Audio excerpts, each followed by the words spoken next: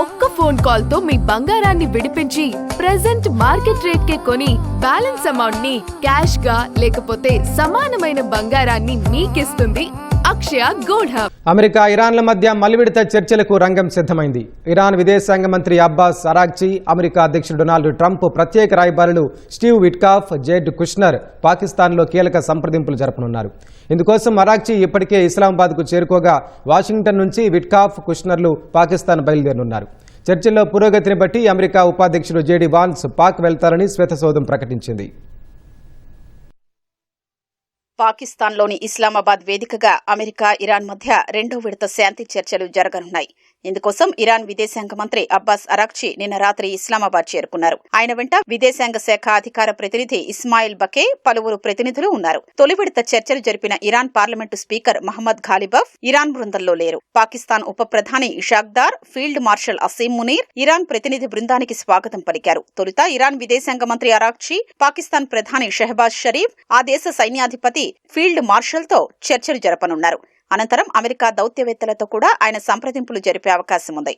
America తరపున అధ్యక్షుడు Donald Trump ప్రత్యేక రాయబారులు స్టీవ్ విట్కాఫ్, జేర్డ్ కుష్నర్ చర్చల్లో పాల్గొనున్నారు. ఇరాన్తో చర్చల్లో పురోగతి ఉంటే అమెరికా ఉపాధ్యక్షుడు జేడీ వాన్స్ కూడా పాక్ వచ్చి సంప్రదింపుల్లో భాగమవుతారని శ్వేతసౌధం తెలిపింది. అప్పటి వరకు ఆయన వాషింగ్టన్ నుంచే చర్చలను పర్యవేక్షిస్తారని పేర్కొంది. పాక్ సైన్యాధిపతి ఫీల్డ్ మార్షల్ అసీం మునీర్, ఉప ప్రధాని ఇషాక్దార్లతో శుక్రవారం విడివిడిగా ఫోన్లో మాట్లాడిన అనంతరం పాకిస్తాన్ పర్యటనకు అరాగ్చి శ్రీకారం చుట్టారు. అయితే అమెరికాతో చర్చల ప్రణాళిక లేదని పాకిస్తాన్లోని ఇరాన్ ఎంబసీ తెలిపింది. పాక్తో ద్వైపాక్షిక చర్చలకే అరాగ్చి వచ్చినట్లు ఇరాన్ అధికారిక మీడియా కూడా వెల్లడించింది. ప్రస్తుతం ఇరాన్లో అధికారంలో ఉన్న వారితోనే అమెరికా అధికారులు చర్చలు జరుపుతున్నారని ట్రంప్ తెలిపారు. రాయిటర్స్ వార్తా సంస్థతో ఫోన్లో మాట్లాడిన ట్రంప్ ఇరాన్ చర్చల్ని కోరుకుందన్నారు. ఏదైనా ఒప్పందం కుదుర్చుకోవచ్చా అనే అంశాన్ని పరిశీలిస్తోందని చెప్పారు. అమెరికా డిమాండ్లు పరిష్కరించే దిశగా ఇరాన్ ఒక ప్రతిపాదన చేయనున్నట్లు పేర్కొన్నారు. ఇరాన్ చర్చల్ని కోరుకుందన్న ట్రంప్ వాదనను ఐఆర్జీసీ తోసిపుచ్చింది. ఈ నెల 11న ఇరు దేశాల మధ్య జరిగిన మొదటి విడత శాంతి చర్చలు విఫలమైన నేపథ్యంలో తాజా సంప్రదింపులపై ఆసక్తి నెలకొంది. ఇరాన్ తన అణు కార్యక్రమాన్ని త్యజించారని అమెరికా పట్టుబడుతోంది. హర్మూజ్ జలసంధిలో స్వేచ్ఛా నౌకాయానానికి వీలు కల్పించారని డిమాండ్ చేస్తోంది. తమపై విధించిన ఆర్థిక ఆంక్షల్ని తొలగించడంతో పాటు విదేశాల్లో సీజ్ చేసిన తమ ఆస్తుల్ని విడుదల చేయాలని ఇరాన్ కోరుతోంది. యుద్దం కారణంగా జరిగిన నష్టానికి పరిహారం ఇవ్వాలని డిమాండ్ చేస్తోంది. పౌర అవసరాల కోసమే అణు కార్యక్రమం చేపడుతున్నామని అంటోంది. వీటిపై ఇరు దేశాల మధ్య ఒక అంగీకారం కుదిరితే శాంతి ఒప్పందం కుదిరే అవకాశం ఉంది. లేదంటే పశ్చిమాసియాలో ఉద్రిక్తతలు ఇక ముందు కొనసాగనున్నాయి. అయితే దాడుల కంటే ఇరాన్ను ఆర్థికంగా నష్టం పరచాలని అమెరికా అధ్యక్షుడు డొనాల్డ్ ట్రంప్ భావిస్తున్నారు. అందులో భాగంగా పోర్టుల దిగ్బంధనాన్ని కొనసాగిస్తున్న ఆయన వాటిని మరింత తీవ్రతరం చేసే అవకాశం ఉంది.